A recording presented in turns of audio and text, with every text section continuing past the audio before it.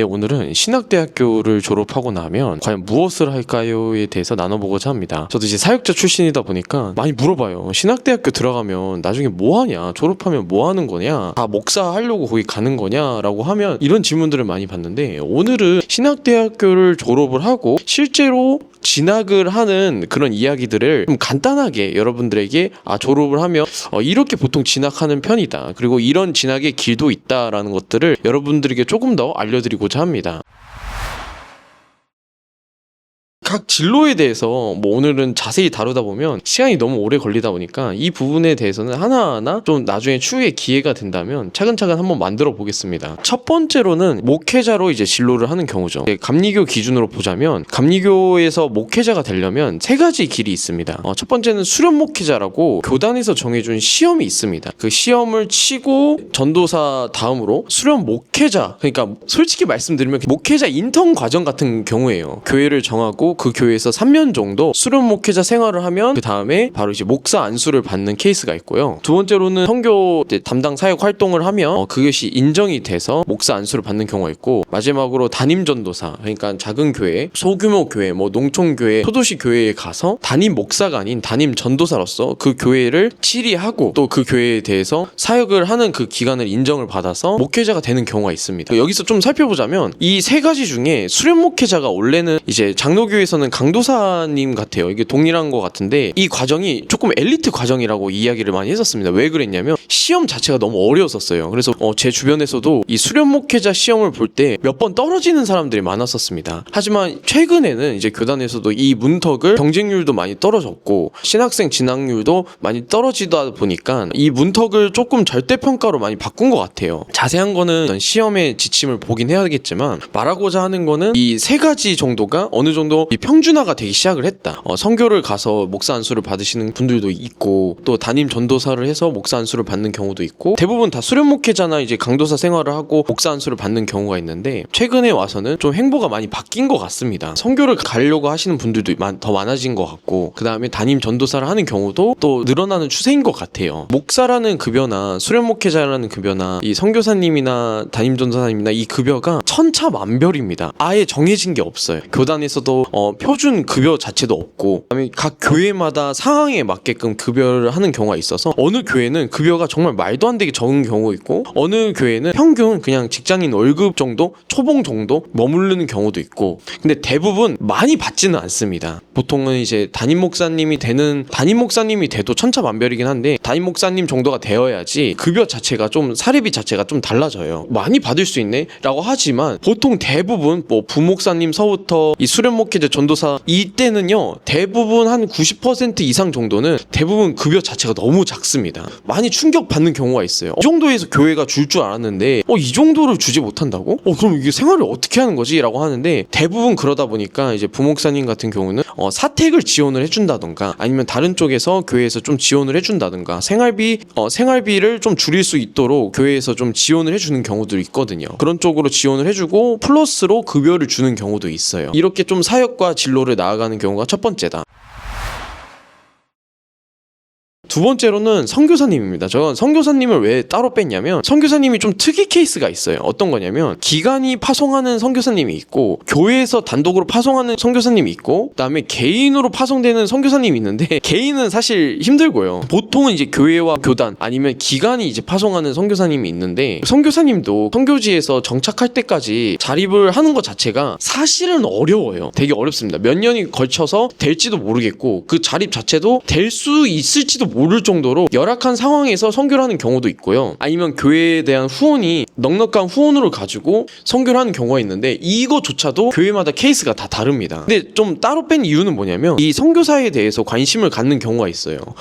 나는 한국에 대한 선교가 관심 있고, 아니면 일본에 대한 선교가 관심 있고, 미국에 대한, 유럽에 대한 선교가 관심이 있는데 내가 선교지를 정할 수 있는 게 아니야? 라고 생각하시는 경우가 있어요. 생각보다 자신이 생각하는 선교지랑 다르게 교회에서 파송하는 경우도 있다라는 것을 여러분들한테 알려드리고 싶습니다. 협의가 많이 있어야 되죠. 왜냐하면 교단이나 교회에서나 상황 자체가 어느 지역에 선교사를 파송해야 되겠다라는 부족한 부분들을 보는 경우가 있거든요. 그 지역에 가서 선교사로 활동해 주실 분을 찾는다라고 한다면 자신의 생각과 다르게 가야 되는 경우도 있습니다. 많은 사람들이 난 이런 곳에서 난 미래에 선교를 하고 싶어 이렇게 하는 경우랑 좀 달라질 수도 있기 때문에 좀 따로 빼놨거든요. 그리고 선교사님에 대한 사례나 급여 자체도 이거는 목회자보다 더 완전 불분명해갖고 교회에서도 후원을 받지만 현지에서도 그 헌금으로 충당해야 되는 경우도 있고요. 현지 플러스로 교회에서 후원으로 받아도 부족한 경우도 있어요. 그러다 보니까 개인 후원으로 그 후원 편지를 보내거나 선교 편지를 보내면서 후원에 대한 그런 헌금을 요청하는 경우도 있습니다.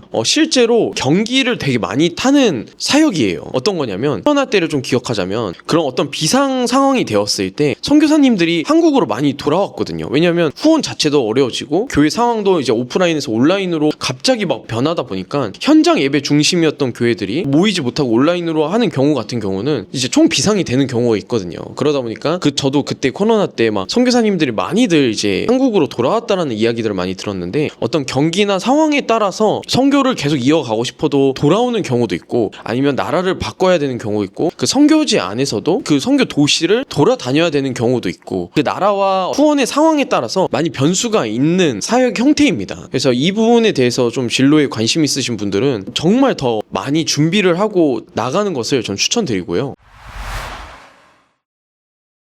세 번째는 이제 신학대학교를 졸업하고 교수로 빠지는 경우가 있습니다. 평소 학부 시절 때부터 관심 있고 공부했었던 친구들이 이 교수로 많이 빠지는 것 같습니다. 교수가 아무리 빨리 된다 하더라도 30대 후반? 아니 40대 초반? 이렇게 뽑힌다고 한들 그 안에서 정식 교수가 되는 확률은 적거든요. 강사부터 시작을 하거나 아니면 뭐 부교수, 조교수로부터 시작을 해서 그러니까 자리 자체가 불확실한 상황에서 시작을 하는 겁니다. 공부는 공부대로 오래 하고 그다음에 경쟁은 경쟁대로 치열해요. 학교의 수는 점점 더 줄어가고 있고 늘어나는 것도 아닙니다. 그리고 학생 수도 점점 더 줄어들고 있잖아요. 대학교에 대한 필요성을 못 느껴서 대학교를 진학하지 않는 경우도 있다고 하잖아요. 그러다 보니까 정말 교수가 되기 위해서 박사과정을 하려면 돈이 정말 뭐 몇백이 깨지는 게 아니라 몇 천부터 몇 억으로 깨지는 경우가 있거든요. 이 신학 교수를 한다는 것 자체는요 정말 엄청난 리스크를 안고 시작하는 경우라는 것을 좀 알려드리고 싶습니다. 경쟁력은 엄청 세고 박사를 받았는데 아직도 소속이 없는 교수님들이 되게 많으시대요. 이 미래적으로 봤을 때 좀 예측이 안 되는 분야 중에 하나입니다. 그러니까 한국에 박사들이 굉장히 많다고 하거든요. 그러다 보니까 해외에 더 이제 국내에 이제 어떤 박사 과정을 받는 것보다는 더 경쟁력을 가질 수 있는 해외 유명 이제 박사 과정을 받아서 돌아오는 경우가 있는데 이런 경우는 굉장히 한국 안에서도 이 파이가 적기 때문에 불리한 좀 상황이 됐고요. 오히려 해외에서 교수를 하거나 교수 자리가 한국뿐만 아니라 다른 좀 비어있는 자리에 좀 가서 뭐 시간 강사를 하신다던가 아니면 협력 교수가 되신다던가 이런 경우들이 있더라고요. 근데 이 신학이란 풀 자체가 예전보다 성장하면 좋지만 많이 좀 죽어가는 추세여서 이 부분에 대해서는 좀 예측이 안 되는 건 사실입니다. 네 번째로는 심리 상담, 심리학자인데요. 제가 이걸 네 번째로 따로 뺀 이유는 뭐냐면 이쪽 시장이 되게 요즘 활발한 시장입니다. 그리고 예전부터 항상 블루 오션이라고 많이들 얘기했었었고 한국 같은 경우는 중산층이 많이 늘어나면 늘어날수록 재정적으로 안정이 됐지만 심리나 마음적으로 안정이 안 된 분들이 굉장히 많기 때문에 심리 상담을 많이 받는 경우가 많거든요. 그리고 이 심리 상담은 여러분들이 생각하는 뭐 상담적인 부분만 아니라 요즘 뭐 음악 치료라든지 미술 치료를 포함해서 여러 치료 형태들이 많아졌거든요. 그러다 보니까 이 심리 상담 분야가 좀 주목을 받고 있는 추세입니다. 개인적으로 만약에 교수를 한다 하더라도 심리 쪽으로 교수를 하는 게 더 좋다라고 할 만큼 사역 부분에서는 옛날서부터 굉장히 좋은 전망을 봤었던 곳이고요. 저도 코스트 자체가 너무 좋은 걸로 알고 있어서 개인적으로 이 심리학자나 심리 상담 쪽으로 공부하셔서 자리를 잡는 것도 나쁘지 않은 선택이라고 저는 생각을 합니다. 왜냐하면 이게 뭐 어떤 저희가 지금 경제적인 부분만 얘기한 것처럼 보이지만 한국뿐만 아니라 전 세계적으로 심리적인 케어를 필요하신 분들이 매년마다 늘어나는 추세입니다. 이거는 뭐 노인, 아동뿐만 아니라 전 연령이 필요한 부분이고요. 교회 안에서도 사역으로 자리 잡아야 되는 부분 중에 하나입니다. 교회 안에서도 뭐 찬양 사역자나 방송실이나 이런 사역자들을 많이 뽑잖아요. 교회 안에서 사실 가장 필요한 파트는 이 심리 쪽이라고 저는 생각을 합니다. 그러니까 심리 사역이 현대 안에서는 가장 필요한 파트라고 저는 생각을 해요. 물론 어느 교회가 이 심리 파트 쪽으로 전도사를 뽑거나 뭐 심리 상담자를 뽑거나 하거나 아니면 초빙을 하거나 이런 움직임이 각 교회마다 다 다른 것 같습니다. 근데 아직까지는 그 풀이 적은 것 같아요. 근데 저는 미래적으로 봤었을 때는 이 심리 쪽이 반드시 필요할 때가 분명히 온다고 생각을 합니다. 실제로 나를 알아가는 과정, 공동체 안에서 공동체를 이해하는 과정 중에 교육 부분 중에 상당 부분을 할애할 수 있는 파트가 저는 심리라고 또 생각을 하고요. 심리는 인간의 역사에서 절대 빠질 수 없는 분야 중에 하나입니다. 그렇기 때문에 저는 심리 상담이나 심리학자에 대한 전망도 제가 지금 이야기했었던 사역 중에서는 가장 좋은 쪽에 좀 속하고 있다라고 저는 생각을 합니다.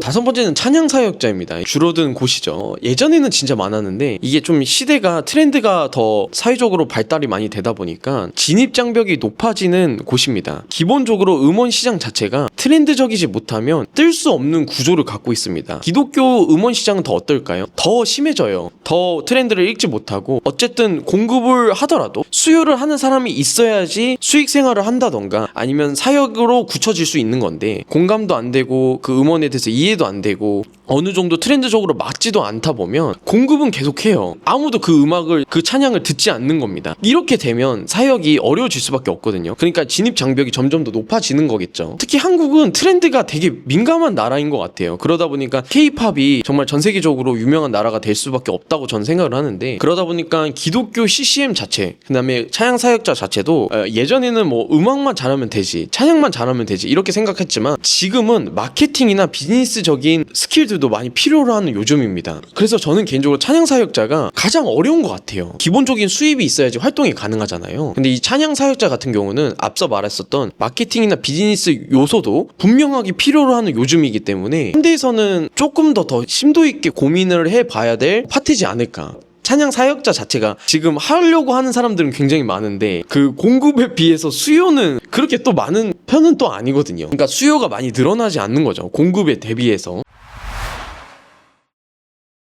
여섯 번째는 신문 방송 기자 또는 언론사에서 일하시는 경우도 있습니다. 저도 이제 아는 선배나 아는 이제 주변에 있는 사람들 중에 이 언론사, 기독교 방송사라든지 아니면 방송사, 그냥 일반 방송사에 들어가서 언론 활동을 하시거나 기자 활동을 하시거나 아니면 그 기관 안에서 간사로 일하시거나 아니면 그 정말 일반 회사원으로 일하시는 경우도 있습니다. 근데 저는 이게 좀 사역으로 나아갈 수 있다라고 저는 생각하는 부분들이 뭐냐면 이 기독교 쪽에 이 언론이 정말 부족하거든요. 그러니까 목소리를 내주는 소식통이 좀 부족한 곳이 기독교입니다. 그러니까 언론사에서 기자로 일을 하시거나 어떤 내용을 이 기독교 쪽으로 전달하는 그 수단들이 많이 필요한데 가령 뭐 어느 교회에서는 이런 활동을 하고 있다. 어느 교회에서는 저런 활동을 하고 있다.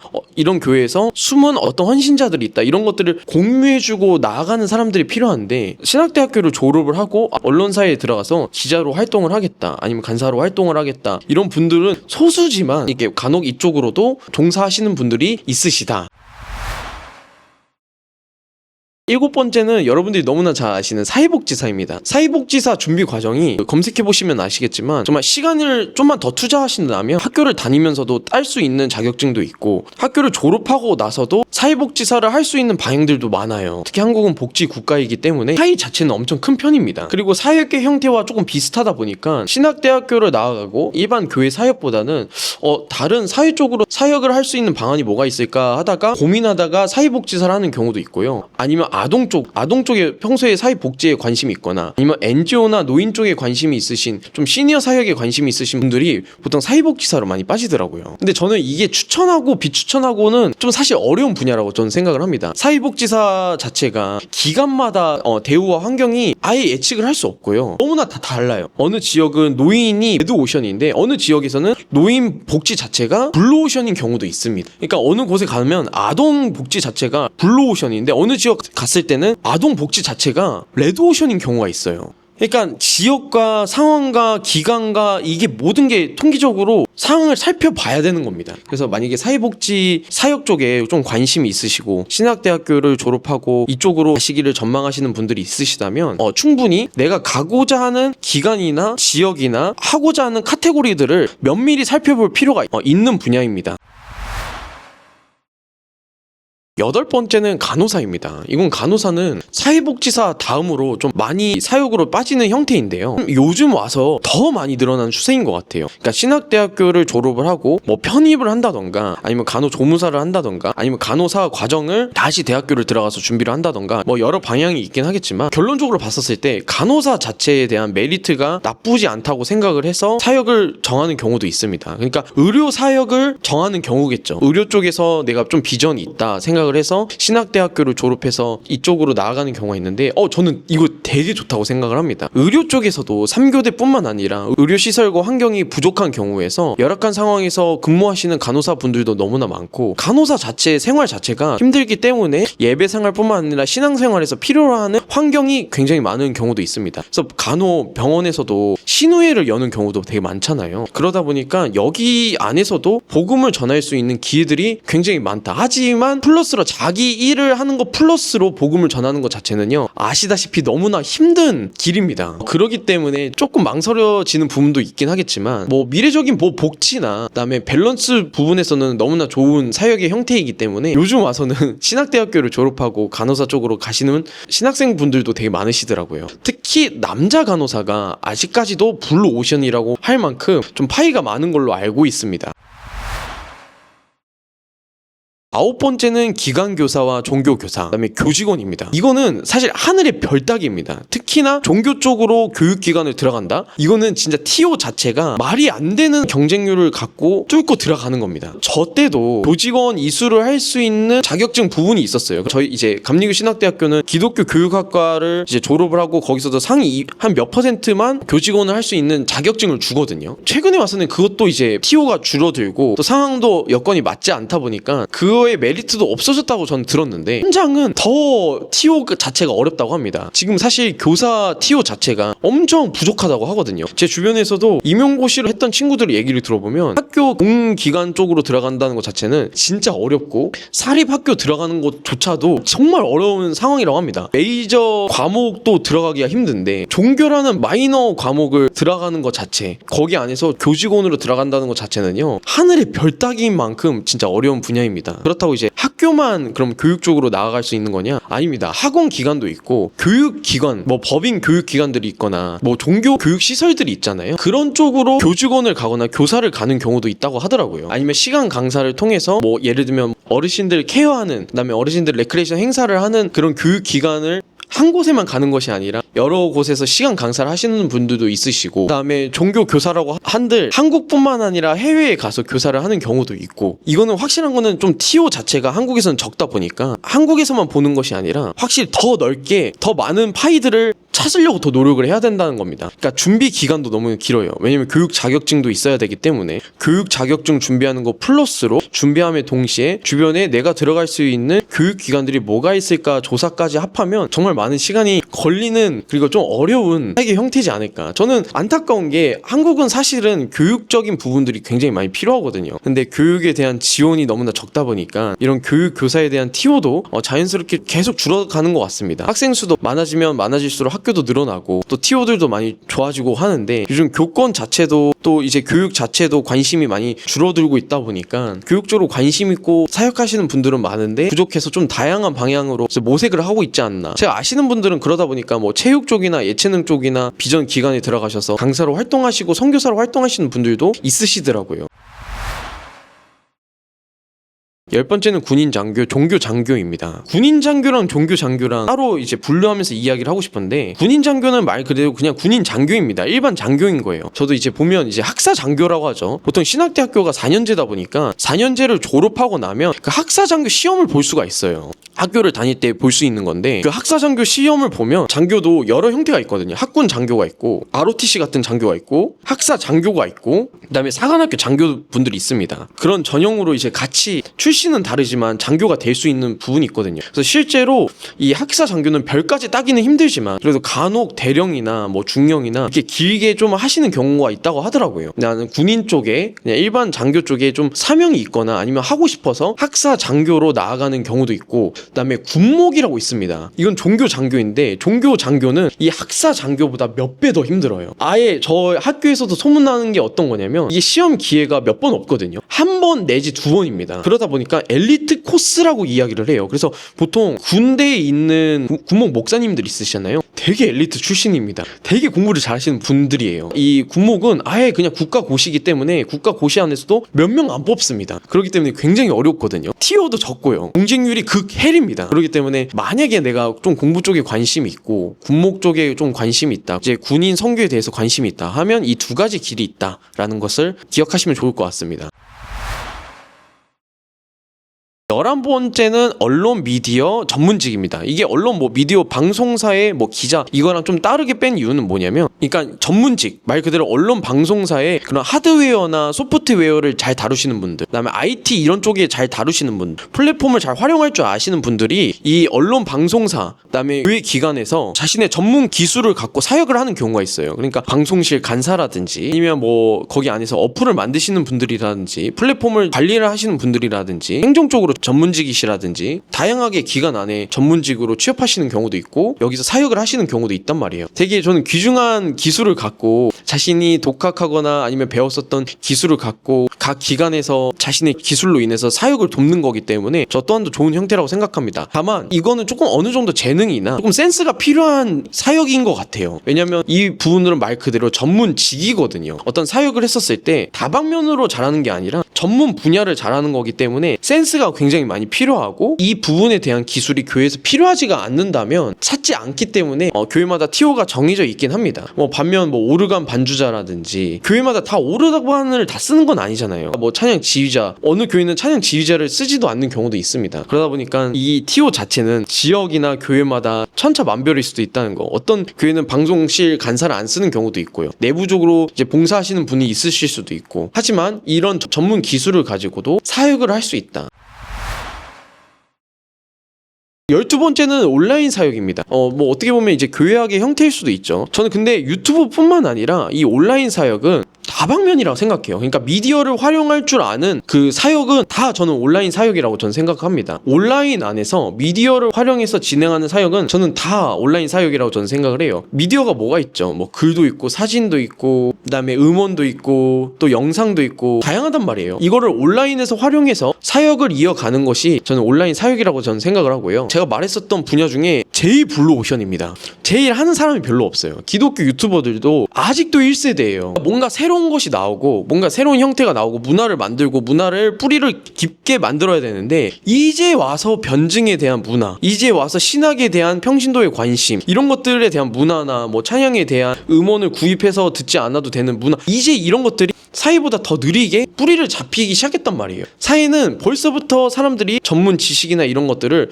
손쉽게 얻고 그걸 직업화하고 그걸 이제 모임 만들고 토론 만들고 즐기고 문화를 만들고 그러고 있는데, 이제 기독교는 이 시장 안에서도 이 온라인이라는 문화 자체가 이제 접하고 이제 일반인들이 관심을 갖고 하는 추세다 보니까 아직도 한 1세대에 머무르고 있다. 한 1세대, 1.5세대, 2세대, 아무리 나아가도 한 2세대 정도로 나아가고 있다고 생각을 하거든요. 더 많은, 정말 더 다양한, 더 활발한 기독교 유튜버뿐만 아니라 기독교 미디어 사역자들, 플랫폼, 방송사 이런 것들이 많이 나와야 돼요. 기독교 안에서만 단독적으로 활발하게 할 수 있는 플랫폼도 아직 그렇게 많지도 않잖아요. 그러다 보니까 아직 이 시장 자체가 저는 더 커졌으면 좋겠다라고 생각을 하는데, 그렇기 때문에 저는 온라인 사역 자체가 아직은 블루오션이라고 생각을 합니다. 온라인 안에서 커뮤니티를 하고 온라인 안에서 교제를 하고 온라인 안에서 사역을 하고 프로젝트를 열고 이런 것들에 대한 활발한 가능성들이 되게 많이 있거든요. 근데 이게 왜 활발하지 못할까라고 생각했을 때, 예전부터 교회는 이제 현장 중심이다 보니까 온라인은 그냥 오프라인을 위해서 겸업을 하는 거야, 겸해서 하는 거야, 이렇게 생각하는 것 때문에 느리게 발전이 되었었던 것 같아요. 하지만 요즘 임대료 상승이나 교인 수의 부족이거나 아니면 온라인 플랫폼에 대한 일반인들의 사용이 증가함으로써 점점 더 온라인 사역 자체는 미래에 뜰 수밖에 없는 사역이다라는 것들을 여러분들에게 전하고 싶고요. 13번째로는 공무원입니다. 주변에 이제 사역 자체가 이제 좀 불확실성이 많다 보니까 안정적인 것을 좋아하는 사람들은 공무원 쪽으로 가는 경우도 있고, 경찰 행정공무원이라든 소방 공무원이라든지 이렇게 좀 사역이 좀 필요한 경우들, 그 현장 안에서 조금 더 사역을 다할 수 있는 것들, 아니면 일반 공무원도 행정공무원도 상관이 없고요. 그곳에 가서 신우회를 만들어서 예배를 드린다던가 아니면 거기서 사역을 이어간다던가 아니면 정말 같이 생활을 하면서 복음의 기회를 같이 나눈다던가 이런 경우들이 있습니다. 저 또한 이것도 나쁘다고 생각하지 않고 오히려 정말 대단하다고 생각을 해요. 공무원 안에서도 사역을 하면서 그 사역을 이어간다는 것 자체는 미지의 개척을 하는 거랑 다름이 없다고 생각하거든요. 심지어 공무원 시험도 지금 어렵잖아요. 그렇기 때문에 이 공무원 쪽으로 신학대학교를 졸업하고 나아가는 사람들도 정말 대단하다고 생각을 합니다. 오늘 간단하게 여러 가지 형태를 좀 봤는데 사실 이것 말고도 제가 말하지 못하는 몇 개가 더 있어요. 대체적으로 신학대학교를 졸업하고 나서 목사만 하는 거 아니에요? 목회 안 하면 뭐예요? 약간 이렇게 이야기를 하시는데 되게 신학대학교를 나가서 졸업하고 또 종사하시는 분들도 되게 많으십니다. 카페 선교를 하시는 분들도 있어요. 커피 바리스타 하시면서 선교하시는 경우도 있고 여행사가 되어서 그 각 지역에 돌아다니면서 복음을 전하는 사람들도 있고요. 자신이 잘하고자 하는 은사를 더 잘 살려서 그 안에서 주어진 자리에서 복음을 전하시는 분들도 굉장히 많고요. 그렇기 때문에 신학대학교를 나오면 반드시 목회자를 해야 된다는 생각은 이제는 깨진 시대라고 생각을 합니다.